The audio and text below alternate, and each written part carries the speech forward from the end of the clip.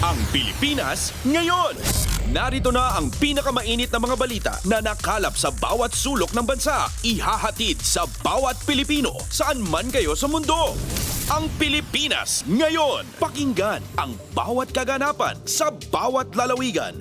Ito ang Pilipinas ngayon.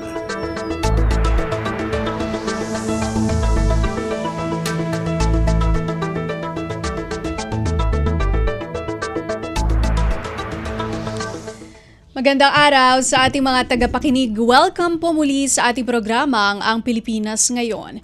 Napapakinggan po ninyo saan mang bahagi ng mundo sa pamamagitan ng ating himpilang Radyo Pilipinas World Service ng Presidential Broadcast Service. Napapakinggan po tayo sa Radyo Pilipinas World Service audio streaming sa inyong mga PBS receiver app at sa Radyo Pilipinas World Service official Facebook page at YouTube account. Ito po si Bea Gaza de Guzman. Samahan po ninyo ako sa kabuuan ng ating programa ngayong araw. Kapapalooban pa rin po ng mga mahahalagang balita mula dito sa ating bansa. Kasama na ang mga segmentong business, sports, showbiz at ang mga ulat mula sa iba't ibang rehiyon ng Pilipinas. Antabayanan po at sasainin na sa ilang sandali ang kabuuan ng ating programang Ang Pilipinas Ngayon. Mga kaganapan sa Kamaynilaan at mga kalapit na lalawigan dito sa Ang Pilipinas Ngayon. Sa ating mga balita, sa ika-123 anibersaryo ng Labor Day, ipinangako ni Pangulong Ferdinand R. Marcos Jr. sa mga manggagawang Pilipino ang ikauunlad ng kanilang kabuhayan. Kabilang anya rito ang pagpapaganda sa pampublikong transportasyon at mas pinalawak na social welfare initiatives para matiyak ang marangal na kabuhayan para sa mga Pilipino. Ayon kay Pangulong Marcos, marami na ang pinaghirapan at sakripisyo ang mga manggagawang Pinoy, kaya naman mahalaga na pagandahin ang kalidad ng kanilang pamumuhay sa pamamagitan ng maayos at komportableng transportasyon. Tungkulin ng pamahalaan na pagaanin ang iniinda ng ating mga manggagawa. Araw-araw, milyon-milyon sa ating mga kababayan ay kailangang gumising ng maaga upang bumiyahe patungo sa kanilang trabaho. Hangad namin na mas marami kayong oras sa pamilya, hindi naman nasasayang na nakapila lamang. Si Pangulong Ferdinand R. Marcos Jr. Kumpleto, detalyadong balitaan, di papahuli sa mahahalagang kaganapan. Kamustahin ang inang bayan, ang Pilipinas ngayon.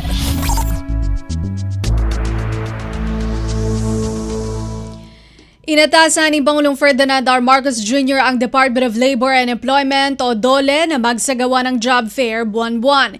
Ito ay para makapagbigay ng maraming oportunidad sa mga Pilipino na maghanap o makahanap ng trabaho. Bukod dito, nakakahikayat din ang gobyerno ng mga foreign at local investors at nakakalikha ng mas maraming trabaho para sa mga Pilipino. Hindi lang po tayo gumagawa ng mga pagkakataon at oportunidad para sa mas maraming trabaho. Inilalapit din po natin sa ating mga kababayan ang trabaho sa pamamagitan nitong kagaya ng ginagawa natin ngayon ng mga job fair. Si Pangulong Ferdinand R. Marcos Jr. Pasada ng mga balita mula sa Pilipinas para sa mga Pilipino saan man sa mundo. Ang Pilipinas ngayon. Dahil sa magandang ekonomiya ng Pilipinas, dumami pa ang mga Pilipinong nagkatrabaho.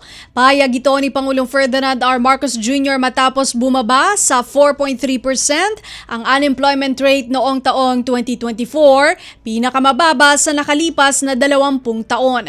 Ayon kay Pangulong Marcos, resulta ito ng agresibong pagsisikap ng gobyerno para makahikayat pa ng mas maraming negosyante na mamumuhunan pa sa bansa. Upang makalikha ng marangal na trabaho, ating pinadami ang mga namumuhunan sa Pilipinas. Mula 2022 hanggang sa nakaraang taon, 27 bilyon dolyar na halaga na puhunan ang pumasok sa ating bansa. Sa parehong panahon, lagpas 4 na trilyong piso puhunan ang naitala ng ating investment promotion agencies. Si Pangulong Ferdinand R. Marcos Jr. Kumpleto, detalyadong balitaan, di papahuli sa mahahalagang kaganapan. Kamustahin ang inang bayan, ang Pilipinas ngayon. Iniutos ni Pangulong Ferdinand Marcos Jr. sa Professional Regulation Commission o PRC at sa Continuing Professional Development o CPD Council na pag-aralan ang CPD law at program para mabawasan ang pasanin ng mga practitioner. Ang CPD ay isang requirement para makapag-renew ng lisensya ang mga licensed at registered professionals. Ayon kay Pangulong Marcos, kailangan talagang magdagdag ng kaalaman para makasabay sa pangangailangan ng industriya. Gayunpaman, ramdam niya ang hirap at gastos para lamang makakuha ng training. Kung kinakailangan, bisitahin natin ang Republic Act numbers 10912, yung Continuing Professional Development Act, upang maitiyak naman natin na ito ay hindi lamang para sa pagbuo ng mga oras ng training para sa renewal ng mga lisensya, bagkus ay para bigyan ng patas na pagkakataon ang ating mga profesional na umunlad sa kanilang mga napiling larangan. Mahirap na ang maghanap buhay. Pahihirapan pa ba natin ang mga naghahanap buhay? Si Pangulong Ferdinand R. Marcos Jr. Pasada ng mga balita mula sa Pilipinas para sa mga Pilipino saan man sa mundo. Ang Pilipinas ngayon.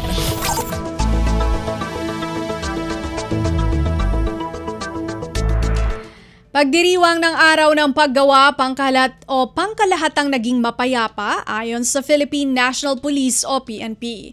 Detalye ng balita mula kay J. Mark Dagala. Itinuturing na mapayapa sa pangkalahatan ng Philippine National Police ang Mayo 1 na siyang araw ng paggawa. Ito ang inahayag ni Police Regional Office 3 Director at concurrent PNP spokesperson, Police Brigadier General Jean Pardo, sa kabila naman na mga naitalang kilos protesta. Hanggang tanghali kahapon, sinabi ni Pardo na nakapagtala sila ng 26 na kilos protesta na isinagawa sa buong bansa. Pinakamarami rito ay mula sa Calabarzon na sinundan ng Metro Manila, gayon din ng Central Visayas. Una rito sinabi ng PNP na aabot sa humigit kumulang 60,000 mga tauhan nito ang ipinakalat sa buong bansa upang tiyakin ang kaligtasan gayon din ang kapayapaan ng mga ikinasang aktibidad. Mula sa Kampo Krame para sa Bagong Pilipinas, si Mark Dagala, Radyo Pilipinas, Radyo Publiko. Kumpleto, detalyadong balitaan, di papahuli sa mahahalagang kaganapan. Kamustahin ang inang bayan, ang Pilipinas ngayon. Food and Drug Administration o FDA mananatiling mahigpit sa pagsusuri at inspeksyon ng mga produkto at gamot sa bansa. Ang ulat mula kay Raquel Bayan.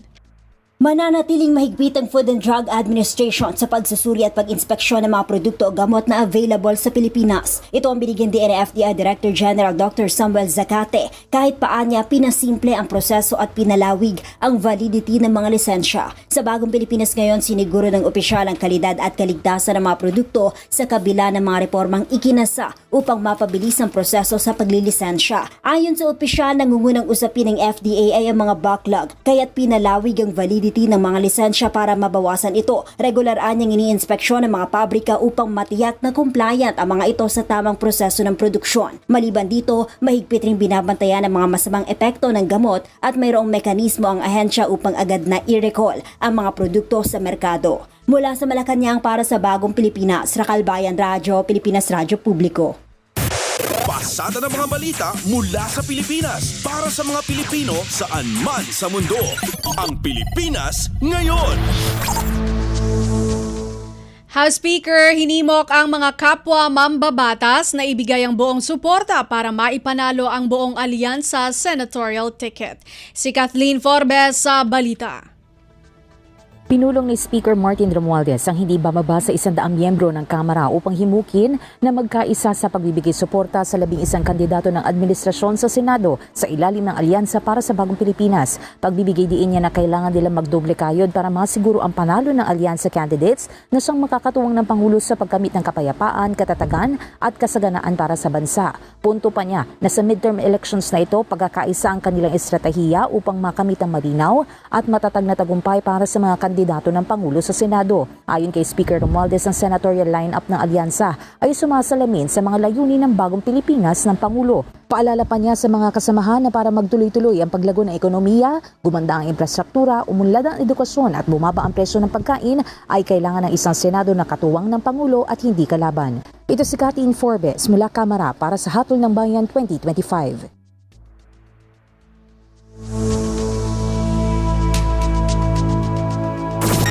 Kumpleto, detalyadong balitaan, di papahuli sa mahahalagang kaganapan. Kamustahin ang inang bayan, ang Pilipinas ngayon. Congressional candidate ng District 5, Quezon City, nahaharap ngayon sa paglabag sa Omnibus Election Code at vote buying. May report si Lawrence Tanhoco. Dalawang magkahiwalay na petisyon ang inihain laban kay Rose Nonolin na congressional candidate para sa District 5 ng Lungsod Quezon na dating nasangkot din sa kontrobersya ng Farmally at Pogo dahil umano sa vote buying at paglabag naman sa Omnibus Election Code. Ayon sa petisyon na ninaligaya Santa Ana at Karen Altar, nangampanya si Lin noong Monday, Thursday, April 17, isang araw na mahigpit na ipinagbabawal ng COMELEC ng pangangampanya. Ipinunto rin ng residente ang umano'y pamigay ng libreng tubig at bigas at 1,000 cash sa mga botante kapalit ng suporta kay Lin. Isinagawa umano ito sa mga aktibidad na may malinaw na layuning makuha ang boto ng publiko. Ikinabit sa petisyon ang mga ebidensyang affidavit mula sa mga testigo na tumanggap umano ng tulong pinansyal at goods sa house-to-house at campaign events ni Lin. Hiling ng mga petitioner na tuluyang idiskwalipika si Lin bilang kandidato at ituring na stray votes ang mga boto para sa kanya kung mahatulan ito bago ang halalan. Mula pa rin dito sa lungsod ng Maynila para sa Bagong Pilipinas, ako si Lawrence Tanhoco ng Radyo Pilipinas, Radyo Publiko. Pasada ng mga balita mula sa Pilipinas para sa mga Pilipino saan man sa mundo. Ang Pilipinas ngayon.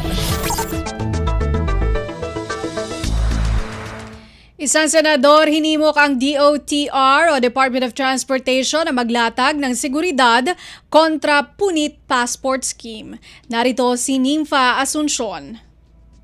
Hinigayat ni Senador Sherwin Gatchalian ng Department of Transportation at Airport Authorities na bumuo ng security protocols para matiyak na hindi na mauulit ang insidente ng punit passport. Giniiti Gatchalian na isang seryosong banta sa reputasyon ng Pilipinas bilang isang tourist destination ang napaulat na punit passport scheme. Kung hahayaan lang anya ito, ay hindi lang ito magdudulot ng takot at pangamba sa mga pasahero, kundi maaari ring makataboy ng mga turista at mapahina ang tiwala sa sistema ng ating mga paliparan. Kaya naman, sinabi Gatchalian na dapat agad na mapanagot ng mga otoridad ng mga responsable sa gawain ito. Hindi anya dapat payagan na sirain ng iilang tiwaling kawani ang tiwala ng publiko sa ating mga paliparan. Mula Senado para sa Bagong Pilipinas, Nympha Asuncion, Radyo Pilipinas, Radyo Publiko. Kumpleto, detalyadong balitaan, di papahuli sa mahahalagang kaganapan. Kamustahin ang inang bayan, ang Pilipinas ngayon.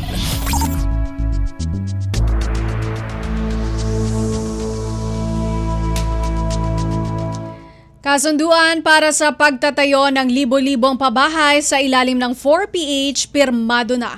Si Marian Bastasa sa balita. Asahan pa ang karagdagang mga proyektong pabahay sa ilalim ng flagship program ni Pangulong Ferdinand R. Marcos Jr. na Pambansang Pabahay para sa Pilipino o 4PH. Kasunod ito ng paglagda ni Department of Human Settlements and Urban Development Secretary Jose Rizalino Acuzar kasama ang mga paunahing ahensya ng pabahay sa kasunduan para makapagpatayo ng mas maraming pabahay sa bansa. Isinabay ito sa araw ng paggawa kung saan kasama rin sa lumagda sa Memorandum of Agreement ang mga opisyal ng Pag-ibig Fund, National Housing Authority at Social Housing Finance Corporation. Ayon sa DSUD, magbibigay daan ito sa libo-libong matitirhan para sa mga pamilyang Pilipinong walang sariling bahay, lalo na ang mga ordinaryong manggagawa. Ayon kay Secretary Acuzar, ang kasunduang ito ay may tuturing isang game changer at magpapabilis sa pagtupad ng pangarap ni Pangulong Marcos na makapagbigay ng mas maraming abot kayang pabahay sa mga pamilyang Pilipino. Binigyang diin naman ni Pag-ibig CEO Marlene Acosta na ito ang kauna-unahang pagkakataon na nagsanib puwersa ang mga key shelter agency sa ganitong uri ng proyekto para sa sustainable housing sa mas maraming Pilipino. Mula sa DSUD para sa Bagong Pilipinas, Marian Bastasa, Radyo Pilipinas, Radyo Publiko. Pasada ng mga balita mula sa Pilipinas para sa mga Pilipino saan man sa mundo. Ang Pilipinas Ngayon. Nagbabala ang Department of Migrant Workers o DMW tungkol sa dumaraming bilang ng mga illegal recruiter na nagpapakilalang mga misyonaryo ngunit nag-aalok ng trabaho abroad. Ayon kay Migrant Workers Secretary Hans Leo Kakdak, may isa nang inireklamo sa Department of Justice o DOJ dahil sa pagkakasangkot sa nasabing modus. Gid ni Kakdak, nililin lang ng suspect ang sarili nitong kababayan sa pamamagitan ng panghihikayat maging misyonaryo o turista sa ibang bansa. Subalit iyon pala ay ipapain sa human trafficking at illegal labor. Ibinunyag pa ni Secretary Kakdak na mahigpit nilang binabantayan ang mga natukoy na aktibong scam hub sa Asia, partikular na sa mga bansang Myanmar, Laos at Cambodia kung saan daraan muna sa Thailand o Malaysia bilang entry points. Kumpleto, detalyadong balitaan, di papahuli sa mahahalagang kaganapan. Kamustahin ang inang bayan, ang Pilipinas Ngayon. At yan ang ating nakalap na mga national news. Ang tabayanan po ang regional news. Magbabalik po ang programang Ang Pilipinas Ngayon makalipas ang ilang paalala. Huy, nabiktima ka na ba ng fake news sa panahon ng digital media?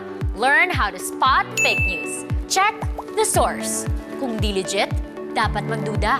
Check the purpose. Informative or troll post at clickbait lang. Check the ownership. Mapagkakatiwalaan ba ang pinagkukuhanan nito? Check the time and date. Baka naman outdated na yung news na yan, ha? SPOT. Together, let's spot fake news. Tiyakin ang katotohanan, fake news ay labanan. A friendly message from PCO, DepEd, CHED, DSWD, DILG, PBS at Radyo Pilipinas. Hatol ng bayan. Election Quick Facts. Campaign period.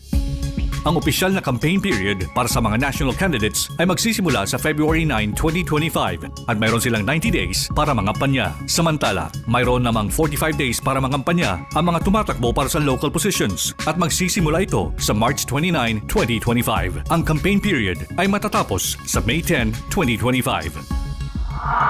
Hatol ng bayan. Election Quick Facts. This is a public service announcement. Maging handa sa oras ng sakuna. Para sa iyo at sa iyong pamilya, laging siguruhin. Go Bag ay nakahanda at naglalaman ng mga sumusunod. Ilang pirasong damit, ready-to-eat na pagkain at inuming aabot ng 3 araw. Personal na gamit para sa inyong hygiene.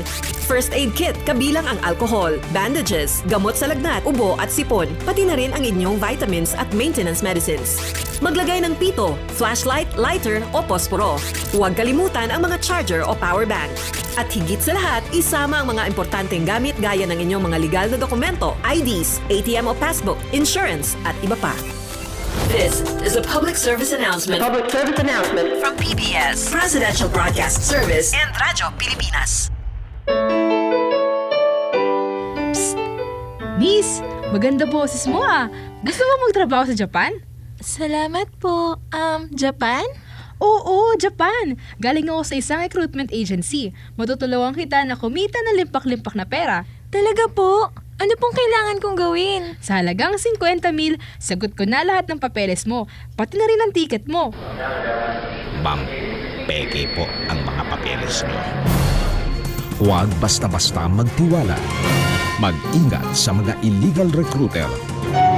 Isang paalala mula sa Radyo Pilipinas, ang overseas radio ng Philippine Broadcasting Service. This is a public service announcement. Isang paalala mula sa National Telecommunications Commission, National Capital Region o NTC-NCR. Ang kanilang Oplan Contra Tax Scams. Binabalaan ng publiko na sakaling kayo ay makatanggap ng kakaibang text messages sa mga di kilalang numero o di kaya ay mga text messages na may kahina-hinalang mga link. Huwag pansinin, huwag pindutin, huwag i-click ang link. Huwag i-click ang link. Ipagbigay alam agad sa NTC website ntc.gov.ph o kaya'y sumulat sa kanilang email na contratextcam@gmail.com. Sa mga panahong ito, huwag padaya, maging wais na madla. Makibahagi sa Oplan Contra TextCam. This is a public service announcement. From PBS, Presidential Broadcast Service and Radyo Pilipinas. Radyo Pilipinas World Service Online. Reaching you in digital format. Anytime, anywhere. From Manila, Philippines. Balita mula sa lalawigan sa bawat rehiyon ng ating bayan. Dito sa Ang Pilipinas Ngayon. Narito na po ang mga balita mula sa ating mga kasamahan sa iba't ibang mga rehiyon dito sa ating bansa para sa ating regional news ngayong araw na ito.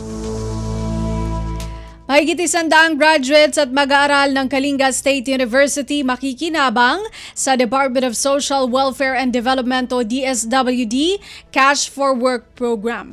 Magbabalita si Amelia Bumatnong ng RP Tabuk. Nasurok sa Gasuta College graduates ken estudyante ti Kalinga State University iti manamnabang agnuman iti temporaryo a trabaho babaan iti kalahi CIDSS Cash for Work Program iti Department of Social Welfare and Development wen DSWD. Sigon kini Robilin Cargolio, kalahi CIDSS Project Development Officer 2 iti DSWD CAR, ang trabaho da iti 50 aldaw kadagiti na dumadu mga ahensya mangrugi inton May 5, 2025. Kunana, may basar iti deployment dagiti benepisyaryo iti skills ken degree analpas wenno ad-adalon da iti tulong ti KSU. Babaon pa iti programa, makaalada iti working experience ng runa kadagiti graduates kastamot amay kanda iti gundaway a maabsorb o wano mahar. Sigon kini Cargolio, masurot iti barbaro a minimum wage iti region of 470 pesos per day wano 8 nga oras sa panagtrabaho iti college graduates bayat a 235 pesos iti sweldo dagiti estudyante topat nga oras kada aldaw iti maipalubos a panagtrabaho da. May naigdetoy na surok 2.4 million pesos iti naibaba a pondo manipod national nga implement iti regional office. Iti kalahi CIDSS Cash for Work Program kat may sa short-term employment initiative iti DSWD tapno may pa iti cash support kasukat iti community work wano serbisyo. Manipod DZR Kitabuk, Amelia Bumatnong para iti Radyo Pilipinas World Service. Balita mula sa lalawigan sa bawat rehiyon ng ating bayan. Dito sa Ang Pilipinas Ngayon. Maraming salamat, Amelia Bumatnong.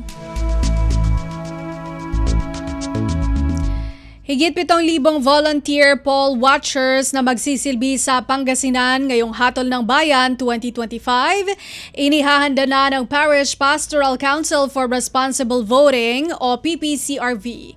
May report si Ricky Kasipit ng RP Dagupan. Ipaparaan na hiya Parish Pastoral Council for Responsible Voting o PPCRV so sari 7,000 voluntaryon poll watchers yung tulong at unsabin hatol ng bayan 2025 jad Pangasinan. Sari abitlan voluntaryo so tulong at sari butante jad panimagleya Voters Assistance Desk tan untulong niya siguradoon so malinis tan pata sa eleksyon bilang poll watchers. Unong at PPCRV National Board Trustee tan Coordinator para Luzon Janice Roma Hebron nang umpisalay panagpapasal at saray voluntaryo ni paakar at saray responsibilidad da tan saray bengatlan na pagdantandaan at unsabing eleksyon. Gawin met sa programan Lakad Pangasinan no inor nagagawaan na misa tan arumniran aktibidad. Sarayan inisyatiba at manggaway 2025 midterm national and local election ya maliinis, matuor, patas, makabaliksan tan maraan. Impabalikas met ng Hebron at saray botante yagda ilako so boto da tasay arapan niya bansa at akadepende at sarayan boto. Manlalapod RP Dagupan City Pangasinan aya si Ricky Kasipit para sa Radyo Pilipinas World Service. Balita mula sa lalawigan sa bawat rehiyon ng ating bayan. Dito sa Ang Pilipinas Ngayon.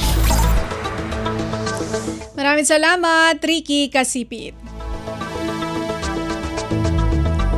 Bagong campus ng Mariano Marcos State University o MMSU sa Pagudpud, Ilocos Norte, inaasahan ng maipatatayo. Ang detalye sa ulat ni Jude Pitpitan ng RP Lawag. Agarop 50 katupat nga hektarya adaga iji boundary ti barangay Balawi ken kaunayan Pagudpud, Ilocos Norte. Ti posible apakay takderan ti baro a campus iti Mariano Marcos State University. Kuna ni MMSU President Dr. Virgilio Julius Manzano Jr. a plano da nga iyasidag tinasaw nga universidad iti amyana na pasat iti probinsya. Base iti datos manipod iti University Registrar, agarop 580 nga estudyante iti aggapo iti Pagudpud, 370 manipod iti Banggi, Burgos 210, 655 manipod iti probinsya ti Cagayan, ken 286 manipod iti Apayao. Inayon ni Manzano babaan iti panangputar ti campus iti Pagudpud, saanan ang magastuan iti pagyanan ken marigatan manipod iti atidog a panagbiyahe dagiti estudyante manipod kadagitoy a lugar. Raman kadagiti kurso nga maijaya tinasaw nga campus ket information technology,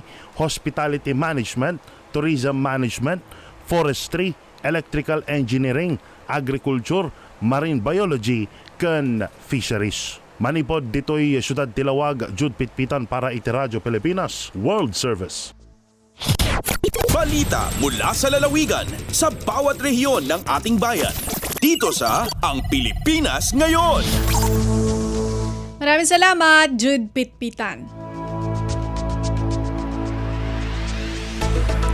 Halos 200 pulis mula Rehiyon 1 ipinadala sa Bangsamoro Autonomous Region and Muslim Mindanao o BARM para magsilbing electoral boards sa Hatol ng Bayan 2025.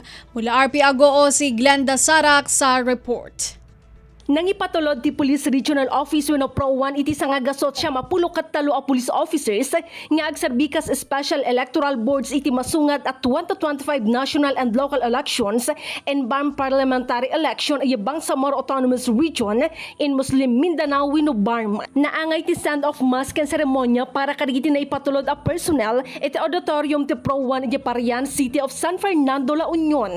Sigon kani Police Brigadier General Lou Evangelista, Regional Director ti Pro 1, dahito a deployment kat gundaway dagiti pulis tapno maaramid dati sinapataanda a serbisyo. Dinayaw pa iti opisyal ti kinaturad ti dedikasyon dagiti pulis anangawat itraytoy anapatag a papel. Inlawlawagmat ni Attorney Reddy Balarbar, Acting Regional Director ti COMELEC Region 1 dagiti responsibilidad dagiti agserbi kas special electoral boards para iti bagong Pilipinas. Glenda Bakungan Sarak, Radyo Pilipinas, Radyo Publiko Agoo. Balita mula sa lalawigan sa bawat rehiyon ng ating bayan. Dito sa Ang Pilipinas Ngayon. Maraming salamat kay Glenda Sarak.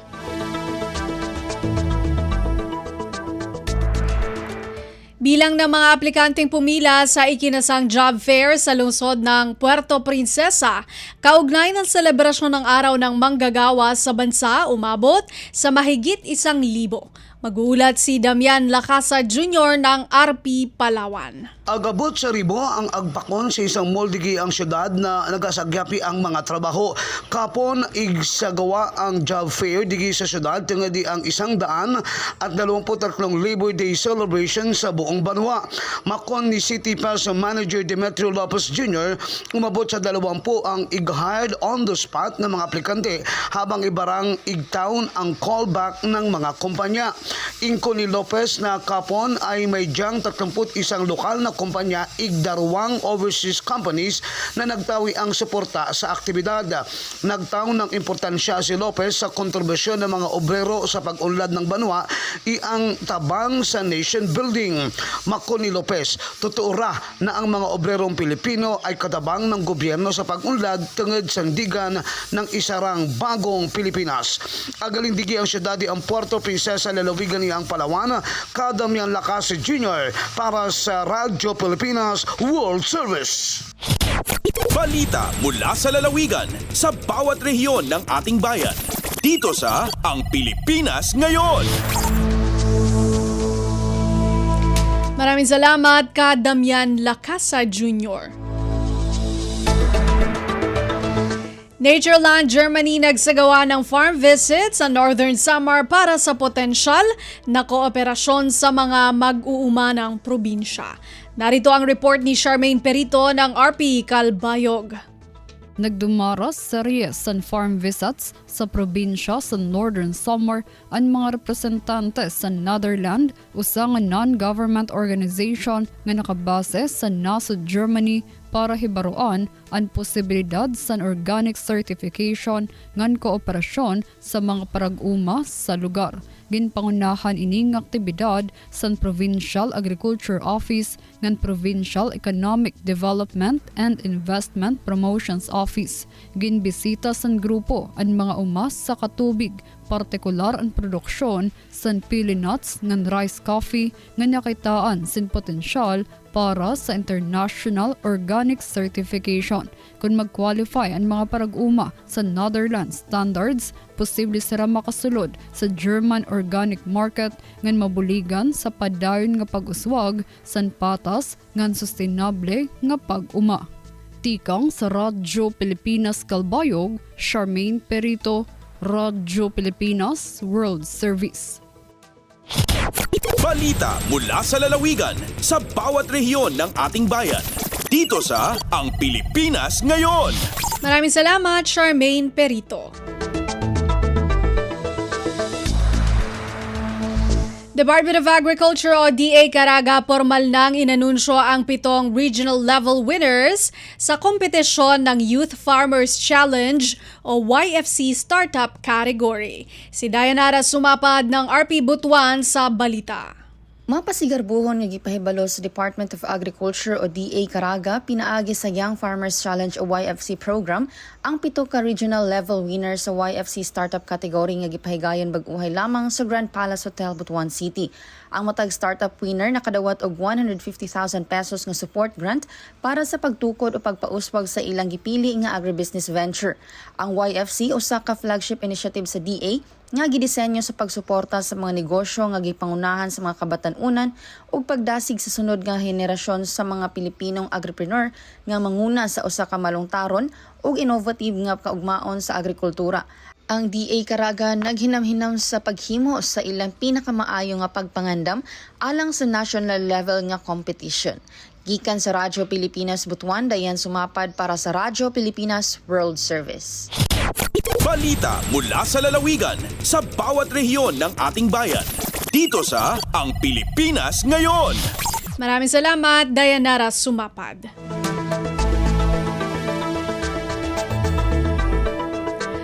Road widening sa isang section ng Bato-Bontoc Road tapos na ayon sa Department of Public Works and Highways o DPWH Southern Leyte, 1st District Engineering Office. Ang detalye sa ulat ni Ruel Bugnos ng RP Sogod.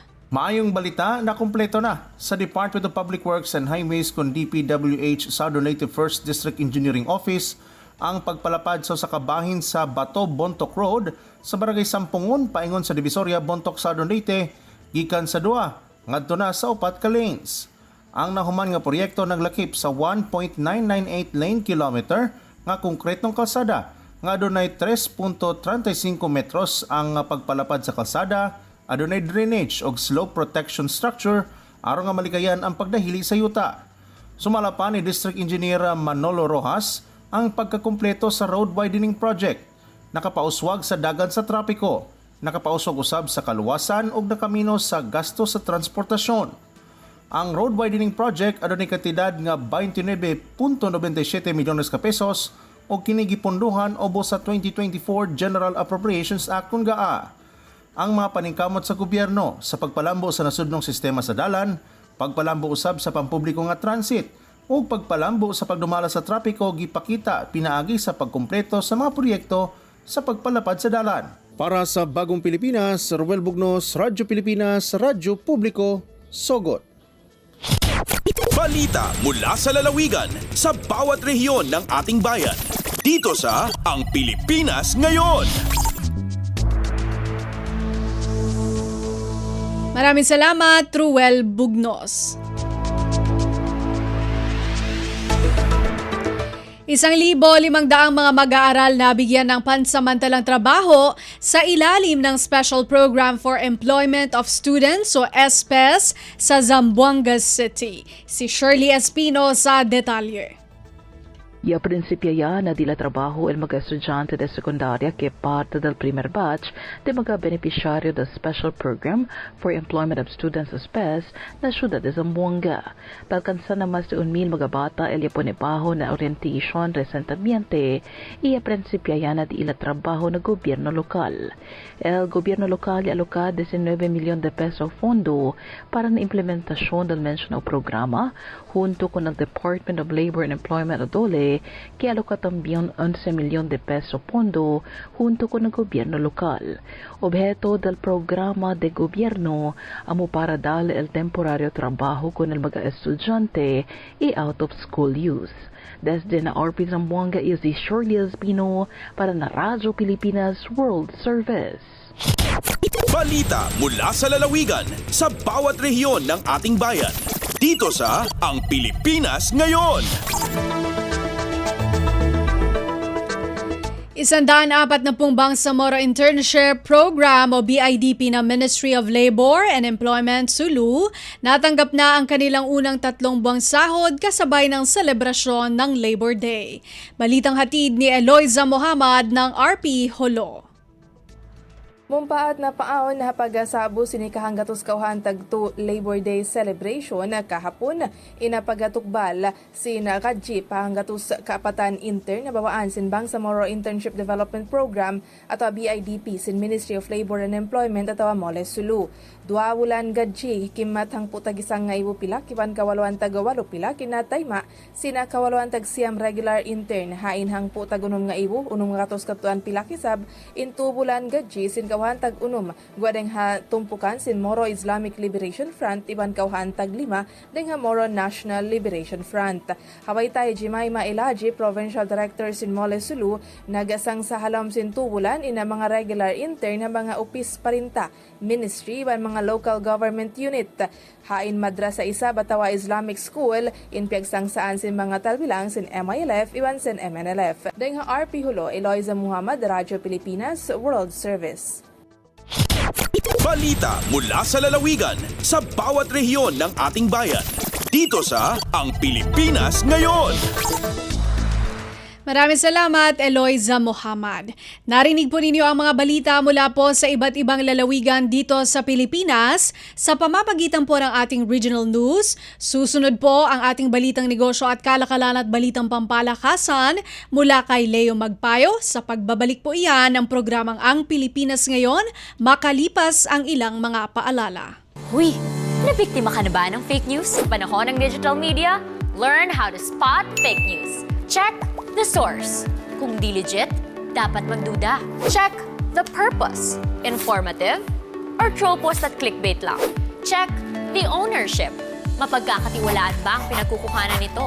Check the time and date. Baka naman outdated na yung news na yan, ha? SPOT. Together, let's spot fake news. Tiyakin ang katotohanan, fake news ay labanan. A friendly message from PCO, DepEd, CHED, DSWD, DILG, PBS at Radyo Pilipinas. Hatol ng Bayan. Election Quick Facts. National and local positions. Sa darating na May 12, 2025 midterm elections, ang bawat botanteng Pilipino ay pipili ng mga bagong leaders para sa national and local positions kabilang ang 12 senators, members of the House of Representatives, at party list representatives at local government officials gaya ng governor, mayor, board members at councilors. Kasabay nito ay idiraos rin ang kauna-unahang Bangsamoro Parliament elections kung saan 25 members of the Parliament at 40 party representatives ang ihahalal ng ating mga kapatid sa BARMM. Hatol ng Bayan. Election Quick Facts.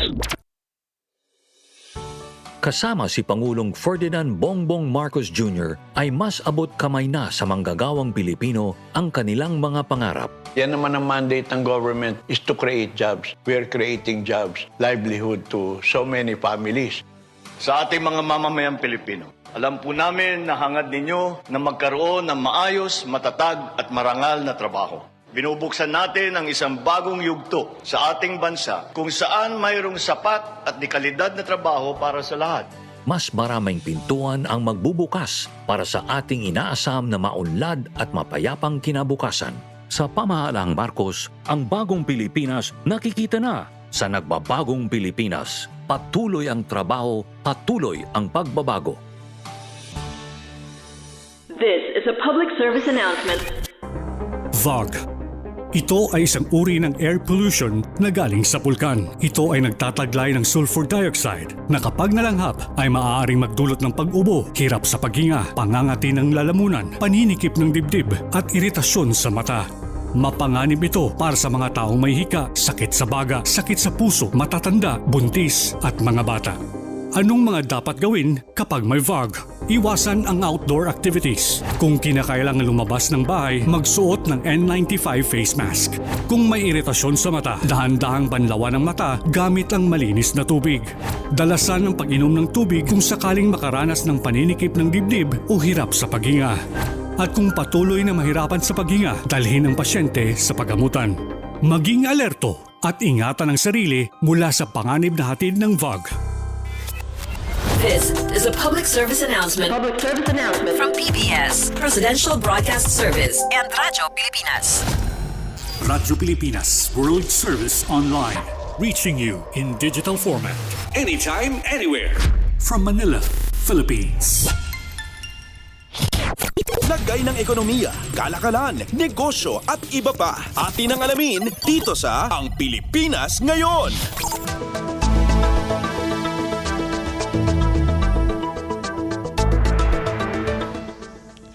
At nagbabalik po ang ating programang Ang Pilipinas Ngayon. Samantala, narito naman po ang balitang negosyo at kalakalan. Inaasahan ng Bangko Sentral ng Pilipinas o BSP na mananatiling mababa ang antas ng inflation para sa buwan ng Abril.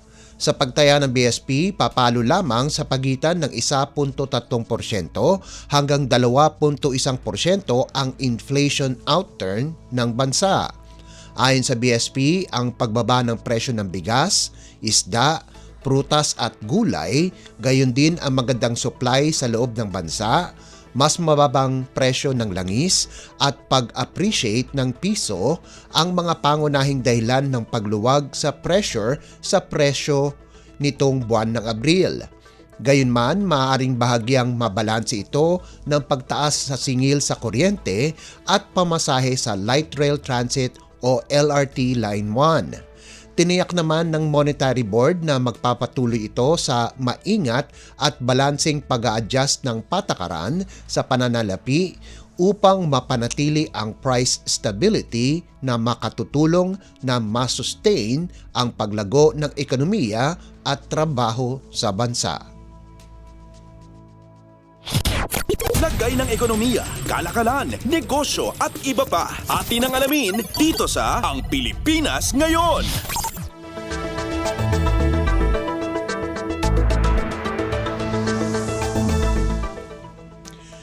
Naibalik ng CIMB Bank sa kani-kanilang account ang pondo ng lahat ng apektadong customer ng unauthorized bank transfer noong weekend. Ito ay matapos atasan ng Bangko Sentral ng Pilipinas o BSP ang naturang bangko na agarang tugunan ang pinagmulan ng problema. Patuloy din ang malalimang investigasyon ng CIMB upang maiwasan ang muling pag-uulit ng ganitong insidente. Patuloy ang pakikipag-ugnayan ng BSP sa CIMB at handa itong magsagawa ng mga kinakailangang hakbang upang mapanatili ang integridad, katatagan at tibay ng sistemang pampinansyal ng Pilipinas. Matatandaan nitong nagdaang Sabado, Abril 26, nagkaroon ng hindi otorisadong paglilipat ng pondo na nakaapekto sa mga depositors ng bangko. Lagay ng ekonomiya, kalakalan, negosyo at iba pa. Atin ang alamin dito sa Ang Pilipinas Ngayon.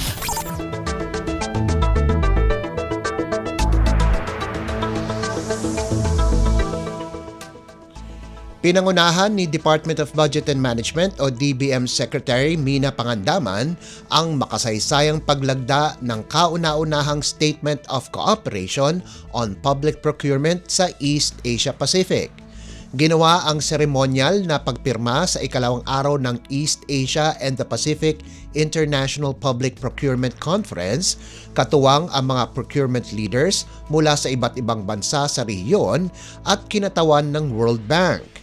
Ayon kay Secretary Pangandaman, layunin ng kasunduan ang mas matibay na pagtutulungan para sa mas matalino, inklusibo at makabagong procurement systems, lalo na para sa mga MSMEs at kababaihan.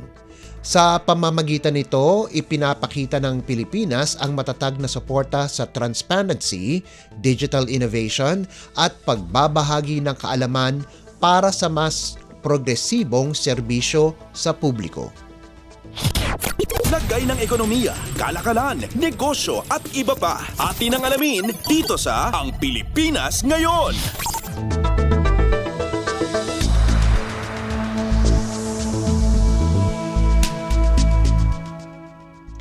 Kinumpirma ng Department of Agriculture o DA na pagkatapos na ng eleksyon o sa Mayo 13 ang pinal na paglulunsad ng 20 peso per kilo rice program sa mga kadiwa ng Pangulo o KNP centers sa Kalakang, Maynila.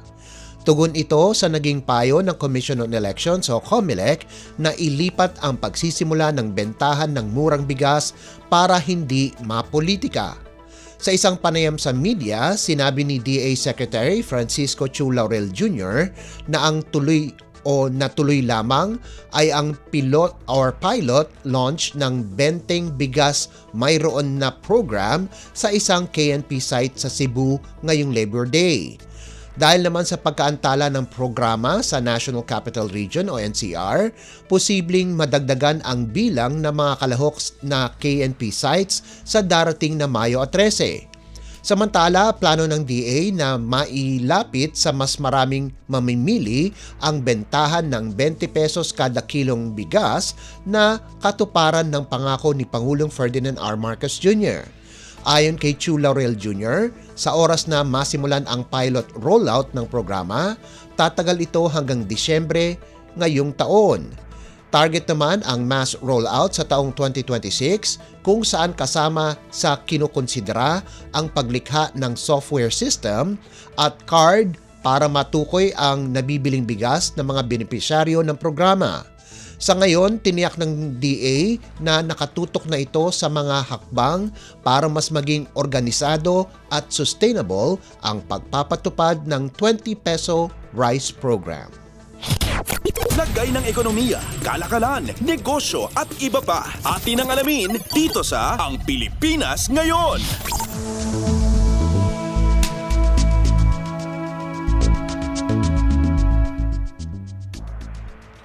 Magtatayo ng isang aquabiz model farm sa Lala, Lanao del Norte ang Department of Agriculture o DA National Fisheries Research and Development Institute o NFRDI, katuwang ang Bureau of Fisheries and Aquatic Resources o BIFAR Region 10 at Pamahalaang Pambayan ng Lala.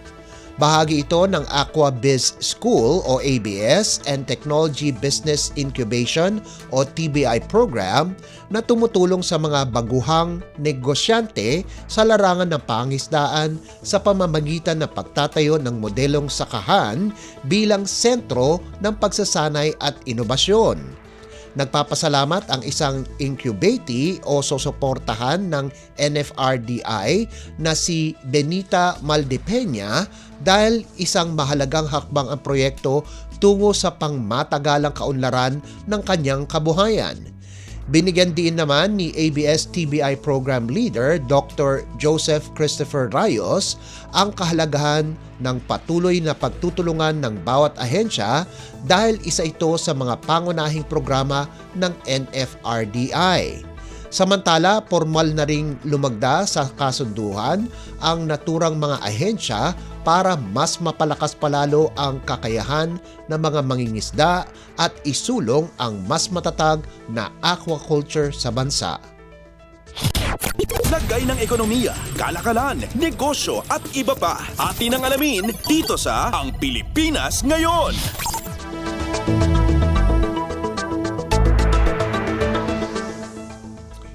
At yan po ang balitang negosyo at kalakalan. Samantala, antabayanan nyo naman po ang ating segmentong Sports Balita. Yan po sa pagbabalik ng ating programang Ang Pilipinas Ngayon, pagkalipas lang po ng ilang paalala. Lagay ng ekonomiya, kalakalan, negosyo at iba pa. Atin ang alamin dito sa Ang Pilipinas Ngayon. Huy, nabiktima ka na ba ng fake news sa panahon ng digital media? Learn how to spot fake news. Check the source. Kung di legit, dapat magduda. Check the purpose. Informative or troll post at clickbait lang. Check the ownership. Mapagkakatiwalaan ba ang pinagkukuhanan nito? Check the time and date. Baka naman outdated na yung news na yan, ha? SPOT. Together, let's spot fake news. Tiyakin ang katotohanan, fake news ay labanan. A friendly message from PCO, DepEd, CHED, DSWD, DILG, PBS at Radyo Pilipinas. Hatol ng Bayan. Election Quick Facts. National and local positions. Sa darating na May 12, 2025 midterm elections, ang bawat botanteng Pilipino ay pipili ng mga bagong leaders para sa national and local positions, kabilang ang 12 senators, members of the House of Representatives, at party list representatives, at local government officials gaya ng governor, mayor, board members, at councilors. Kasabay nito ay idiraos rin ang kauna-unahang Bangsamoro Parliament elections, kung saan 25 members of the Parliament at 40 party representatives ang ihahalal ng ating mga kapatid sa BARMM. Hatol ng Bayan. Election Quick Facts. This is a public service announcement. Isang paalala mula sa National Telecommunications Commission, National Capital Region o NTC-NCR. Ang kanilang Oplan Contra Tax Scams. Binabalaan ng publiko na sakaling kayo ay makatanggap ng kakaibang text messages sa mga di kilalang numero o di kaya ay mga text messages na may kahina-hinalang mga link. Huwag pansinin, huwag pindutin, huwag i-click ang link. Ipagbigay alam agad sa NTC website ntc.gov.ph o kaya'y sumulat sa kanilang email na contratextcam@gmail.com. Sa mga panahong ito, huwag padaya, maging wais na madla. Makibahagi sa Oplan Contra Text Scam. This is a public service announcement. From PBS, Presidential Broadcast Service and Radyo Pilipinas. Updates at pinakahuling mga usapin sa mundo ng palakasan. Atin ang pakinggan dito sa Ang Pilipinas Ngayon.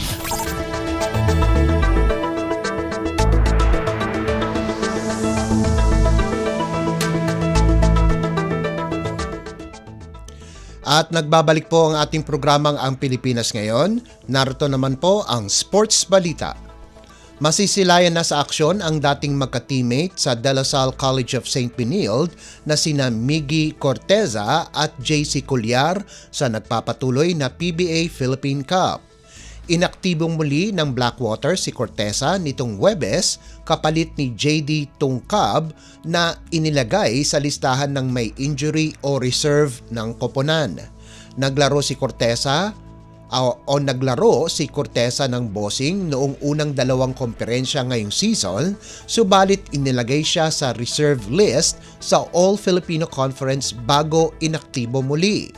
Si Corteza ay kinuha ng Rain or Shine bilang ika-20 na pinili sa 2024 PBA Draft.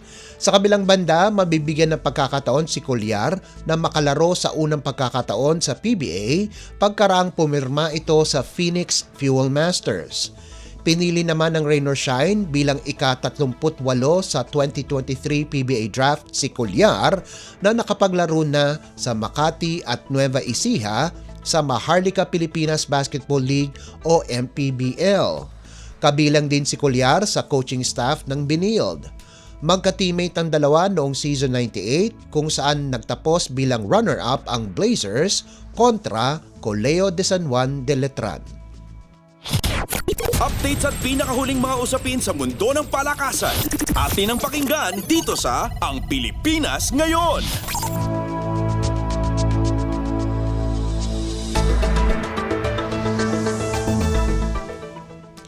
Layunin ng Samahang Basketball ng Pilipinas o SBP na magkaroon ng maraming kompetisyon para sa Gilas Pilipinas 3-on-3 Women, lalo na't nag-renew ang kanilang partnership sa Euratex Dream. Sinabi ng SBP na ang kolaborasyon nila sa Euratex Dream na nagsimula nitong nakalipas na taon ay nagresulta ng maganda katulad ng pag-angat sa rankings ng Gilas 3-on-3 Women ng 20 pwesto at ngayon nasa ika-18 na mula sa 51 koponan sa 2024 FIBA 3-on-3 Women's Series. Sinabi ni SBP Executive Director Erica D. na madami silang plinanong mga torneo na sasalinan ng Gilas 3-on-3 Women para makapaghanda ito ng husto para sa 2025 FIBA 3-on-3 Women's Series. Ngayong taon, kasama sa koponan sina Mika Cacho, Kay Pinggol, Tantoy Ferrer, Lexi Pana at Sam Harada. Sinabi naman ni Euratex Dream Team owner Pichi Medina na malaking karangalan para sa kanila na maging partner ng SBP sa pag-develop ng women's team. Bubuksan ng Gilas Pilipinas 3-on-3 Women ang kanilang kampanya sa FIBA 3-on-3 Women's Series sa Chengdu, China itong Mayo 2 hanggang 3. Updates at pinakahuling mga usapin sa mundo ng palakasan. Atin ang pakinggan dito sa Ang Pilipinas Ngayon.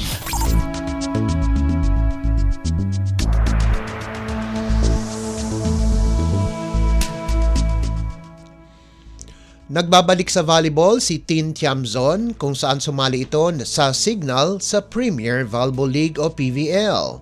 Inanunsyo ito ng Signal nitong Huwebes. Huling naglaro si Tiamzon ay noong 2022 para sa koponan ng F2 Logistics Cargo Movers bago siya bumalik ng Canada noong 2023 para makasama ang kanyang pamilya. Sasamahan ng dating De La Salle University standout ang kanyang teammate na si Don Makandili Katindig sa Signal. Umaasa naman si HD Spikers head coach Shaq De Los Santos na malaking tulong ang ibibigay ni Tiamzon kung saan hindi nakapasok ang koponan sa playoffs nitong nakalipas na All-Filipino Conference. Samantala, pinapalakas din ng NLEX Chameleons ang kanilang hanay pagkaraan kunin ang serbisyo ni opposite hitter Jovelyn Fernandez at libero Janelle Delerio.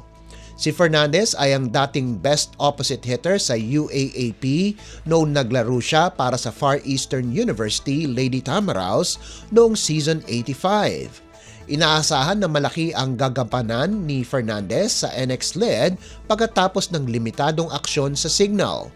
Sa kabilang banda, si Delerio na isang defensive specialist ay sumali ng Chameleons pagkaraang magpaalam sa dati niyang koponan na Farm Fresh Foxies. Susubukan nilang palakasin ang NX LED para tumaas ng rankings pagkalipas na magtapos sa ika-12 pwesto nitong 2024 to 2025 PVL All-Filipino Conference. Updates at pinakahuling mga usapin sa mundo ng palakasan. Atin ang pakinggan dito sa Ang Pilipinas Ngayon.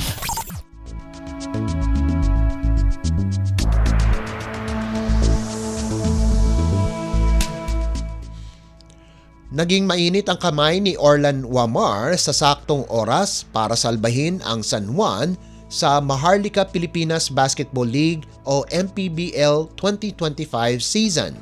Ipinakita ni Wamar kung bakit siya tinanghal na 3-point king ng liga kung saan nakapagtala ito ng 22 puntos kasama na ang 6 na triples sa fourth quarter kung saan hinabol ng Knights ang Imos Brotherhood para sa 89-83 panalo at mapaganda ang kanilang record sa 7-0 sa round-robin elimination phase ng 30 koponan na torneo. Nagtapos ang 5'6" na si Wamar na naging miyembro ng mythical team nitong nakalipas na taon nang may 28 puntos, 9 na assist, 6 na rebounds, 3 steals at 1 tapal para kunin ang Best Player Award at ilapit ang San Juan sa nangungunang Nueva Ecija na tangan ang 8-0 baraha para sa isang pwesto sa playoffs. Sinuportahan naman ni Michael Kalisaan si Wamar sa natipon nitong 15 puntos, 7 rebounds at 2 steals at gayon din si AC Soberano na nagtapos ng may 14 na puntos, 2 rebounds at 2 steals. Kinuha naman ng Imos ang kanilang ikatlong sunod-sunod na talo para sa 4-5 record sa kabila ng impresibong performance ni JJ Caspe na nagrehistro ng 27 puntos, 6 na rebounds, 5 assists, 2 steals at 2 tapal, pati na rin ang 19 na puntos, 4 na rebounds at 4 na assists ni JP Belencion at 15 puntos, 4 na rebounds at 3 assists ni Mark Anthony Doligon. Sa iba pang laban sa MPBL, tinakasan ng Pasay Voyagers ang Basilan Viva Port Masters 78-74 para umakyat sa 7-3 ang kanilang record habang bagsak sa 3-6 naman ang Port Masters. Pinangunahan ni AJ Coronel ang Pasay na naging perpekto sa field sa 7 of 7 field goal attempts tungo sa 17 puntos at 6 na rebounds, kasunod ni Lawrence Victoria na may 14 na puntos, 8 assists at 7 rebounds, Warren Bonifacio na may 13 puntos, 6 na rebounds at 3 assists at si Cyrus Tabi na nagtapos na may 12 puntos, 10 rebounds at 6 na assists. Nakakuha naman ng 16 na puntos at 6 na rebounds ang Basilan kay Gab Dagangon, 12 puntos, 7 rebounds at 5 assists mula kay Alex Cabagnot, 11 puntos, 5 rebounds at 2 assists mula kay Sherwin Concepcion at 8 puntos, 3 assists at 2 rebounds mula kay Enzo Navarro. At sa naunang laban sa triple header, nanalo ang Rizal Centro Mall Golden Coolers kontra Quezon City Galleries Taipans 77-67 para bumangon mula sa 3 larong sunod-sunod na pagkatalo at mapaganda ang kanilang record sa 6-3. Naging mainit ang tambalang John Apasible at Michael Cañete kung saan nagtapos ng may 19 na puntos at 7 rebounds si Apasible at pinangaralan bilang best player ng laro habang nakalikom naman ng 15 puntos, 8 rebounds, 3 tapal at 2 assists si Cañete. Nagbigay naman ng suporta sina Samboy De Leon na nakagawa ng 12 puntos, 5 rebounds at 2 assists, pati na din si Keanu Caballero sa natipon nitong 9 na puntos, 4 na rebounds at 4 na assists. Updates at pinakahuling mga usapin sa mundo ng palakasan. Atin ang pakinggan dito sa Ang Pilipinas Ngayon.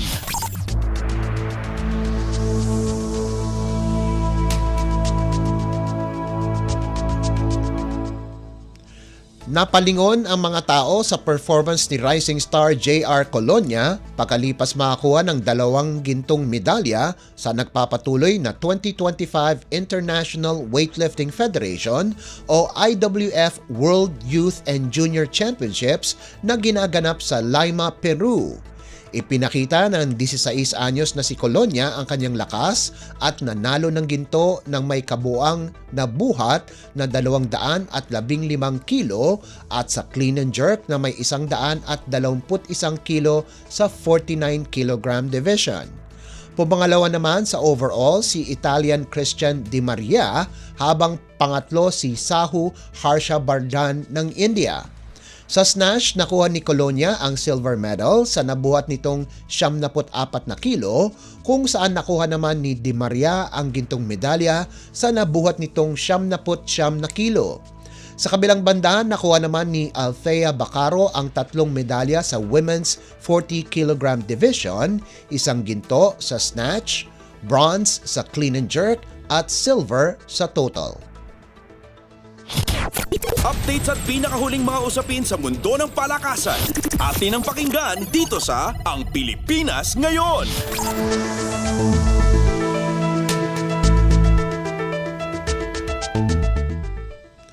At yan ang pinakahuling balita sa larangan ng palakasan. Ito po si Leo Magpayo. Samantala, susunod naman po ang segmentong Balitang Artista na ihatid sa inyo ni Mama JT sa magbabalik po ng ating programang Ang Pilipinas Ngayon pagkalipas lang po ng ilang paalala. Updates at pinakahuling mga usapin sa mundo ng palakasan. Atin ang pakinggan dito sa Ang Pilipinas Ngayon. This is a public service announcement. Maging handa sa oras ng sakuna. Para sa iyo at sa iyong pamilya, laging siguruhin. Go Bag ay nakahanda at naglalaman ng mga sumusunod. Ilang pirasong damit, ready-to-eat na pagkain at inuming aabot ng 3 araw. Personal na gamit para sa inyong hygiene. First aid kit kabilang ang alcohol, bandages, gamot sa lagnat, ubo at sipon, pati na rin ang inyong vitamins at maintenance medicines. Maglagay ng pito, flashlight, lighter o posporo. Huwag kalimutan ang mga charger o power bank. At higit sa lahat, isama ang mga importanteng gamit gaya ng inyong mga legal na dokumento, IDs, ATM o passbook, insurance at iba pa. This is a public service announcement. From PBS, Presidential Broadcast Service, and Radyo Pilipinas. Madalas inaareya ng mga magsasaka ang mababang farm gate price ng palay. Pero sa Price Range Scheme o Pricers Program, mataas ang buying price ng NFA para mahikayat silang magbenta ng ani sa pamahalaan. Yun ang aming ginagawa na masiguro na makapagbigay naman tayo ng magandang hanap buhay sa ating mga magsasaka. Nung pinatupad namin ang Pricers and up to this time, more than 8 days ang buffer stock natin. So we're nearing the target of 9 days. Happy na ang magsasaka. Nakatulong pa sila sa food security ng bansa. Kaagapay ang gobyerno sa pagtiyak na may pagkain sa bawat hapag sa oras ng sakuna. Todo bantay ang pambansang pulisya sa mga bagong style ng krimen. Tulad ng carjacking noon, narenta ngayon sa bagong Pilipinas ni Pangulong Ferdinand R. Marcos Jr. 1 milyong operasyon ang ikinasa laban sa karnaping.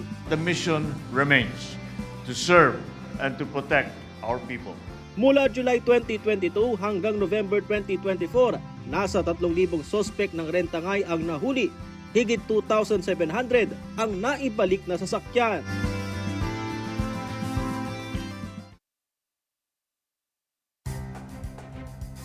Matagumpay na nilagdaan ng Pilipinas sa pamamahala ni Pangulong Ferdinand R. Marcos Jr. at ng Amerika ang General Security of Military Information Agreement o GSOMIA. We reaffirmed our commitment to a peaceful, secure, and prosperous Indo-Pacific. Sa tulong ng GSOMIA, mapaiigting pa ang palitan ng classified at real-time na impormasyon tungo sa mas matatag na rehiyon. Hatol ng Bayan. Election Quick Facts. Campaign period. Ang opisyal na campaign period para sa mga national candidates ay magsisimula sa February 9, 2025 at mayroon silang 90 days para mangampanya. Samantala, mayroon namang 45 days para mangampanya ang mga tumatakbo para sa local positions at magsisimula ito sa March 29, 2025. Ang campaign period ay matatapos sa May 10, 2025. Hatol ng Bayan. Election Quick Facts. Ang latest, ang hottest sa showbiz and entertainment. Heto na sa Ang Pilipinas Ngayon.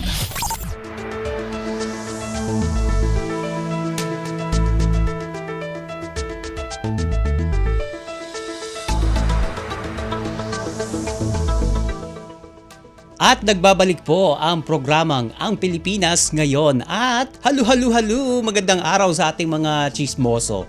At chismosong nag-aabang ng mga trending na balita sa mundo ng showbiz. Ito na ang ratsyada ng ating mga chika.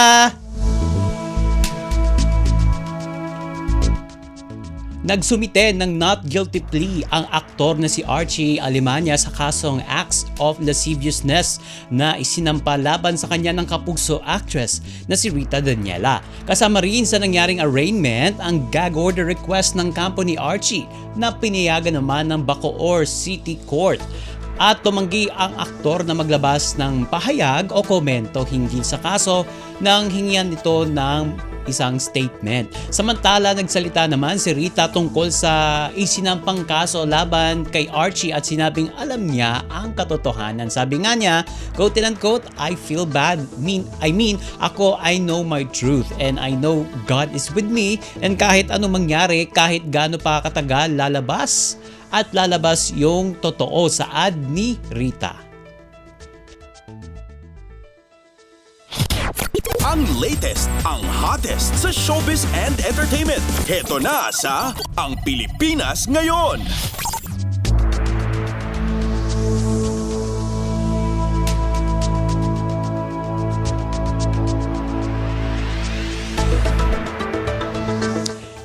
Sa iba pa nating chika for today, gusto nang mag-move on ng kapuso actress na si Kylene Alcantara mula sa controversial na breakup nila ng dating partner na si Kobe Paras. Ito kasi ang naging laman ng inilabas na official statement ng Sparkle GMA Arts Center na talent agency ng dalawa hinggil sa mga isyong kinasasangkutan ng kanilang artist na sina Kylene nga dahil sa breakup nilang dalawa. At nag-issue ng opisyal na pahayag ang naturang talent agency matapos maglabas ng video ang nanay ni Kobe ni si Jackie Forster tungkol sa mga nalalaman niya kung bakit naghiwalay ang celebrity couple. Dahil dito, mas lalo pang uminit ang usapin sa paghihiwalay ni na Kobe at Kylene kasabay ng paglabas ng kung ano-anong mga espekulasyon mula sa mga netizens. Pareho kasing nadadawit sina Kobe at Kylene dahil sa mga revelasyon ng nitong si Jackie. Matindi rin ang natatanggap na batikos niya matapos ang kanyang pagsasalita. Narito ang buong statement ng Sparkle Artist Agency published as is. Kylene would like to move on with this issue. She has chosen to keep her peace and maintain the respect for the people who have been part of her life. Ang latest, ang hottest sa showbiz and entertainment. Heto na sa Ang Pilipinas Ngayon.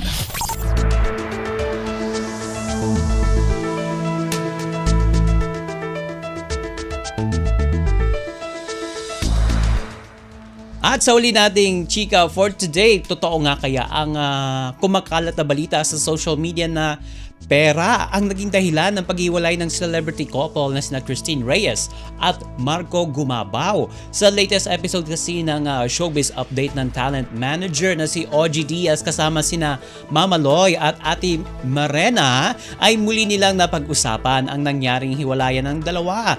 Tila iniintriga kasi ngayon na pera ang naging dahilan kung bakit naghiwalay itong sina Christine at Marco na lumabas kasabay ng kasagsagan ng pangangampanya ni Marco na tumatakbong kongresista sa ika-4 na distrito ng Camarines Sur. Ngunit tila lumabas lamang ito para sirain ang image ng aktor. Sa katunayan, sa isang video ang kumakalat ngayon sa social media na nagsasabing puro raw hingi ng pera itong si Marco kay Christine dahilan para maghiwalay umano ang dalawa. At nilinaw naman ng talent manager na muli nang nakafollow itong si Christine at Marco sa isa't isa, ngunit walang balikan na naganap sa pagitan ng dalawa. Sabi nga ni OG sa kanyang vlog, quote and unquote, ang alam ko, hiwalay naman na talaga sila, break na sila, pero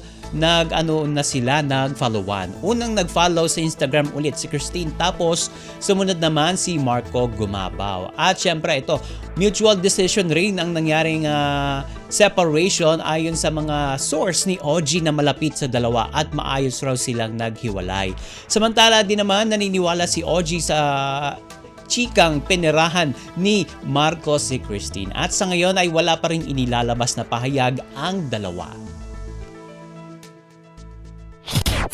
Ang latest, ang hottest sa showbiz and entertainment. Heto na sa Ang Pilipinas Ngayon.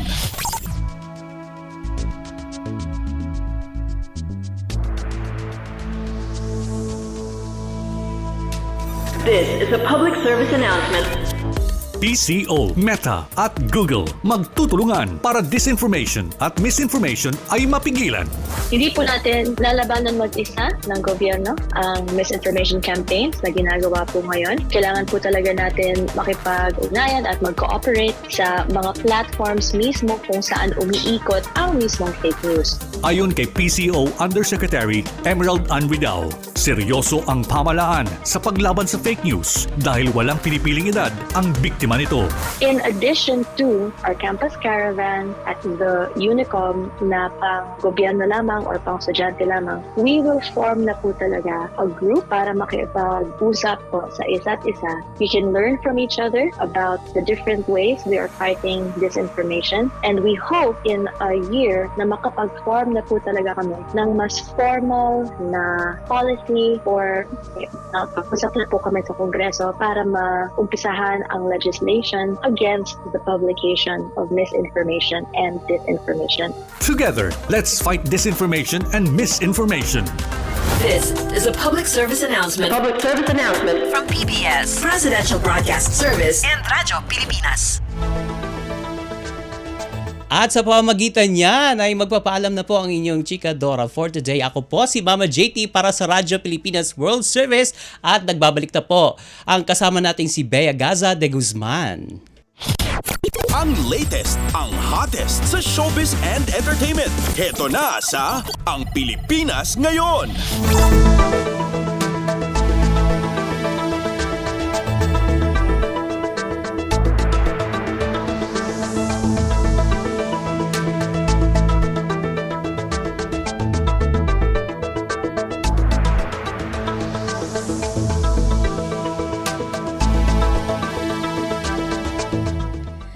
At yan po ang kabuuan ng ating programang Ang Pilipinas Ngayon. Maraming salamat sa ating mga nakasama sa technical side. Kina Milo Jonella, Susan Aizon, Anthony Pimentel at Hiro Lucero sa ating Wirecast. Maraming salamat din sa ating executive producers, Steph Vicente at Jerome Toledo, sa mga nagulat mula sa iba't ibang lalawigan ng ating bansa para sa ating regional news, kay Leo Magpayo para sa balitang business at sports, kay Mama JT para sa showbiz, at maraming salamat din sa ating station manager, Mr. Ray Sampang. Hanggang sa susunod na edisyon ng ating programang Ang Pilipinas Ngayon, ito si Bea Gaza de Guzman. Magandang araw. At yan ang Pilipinas Ngayon. Muling samahan si Ben Blones sa parehong oras at alamin ang pinakahuling mga kaganapan at balita saan man kayo naroon. Ang Pilipinas Ngayon.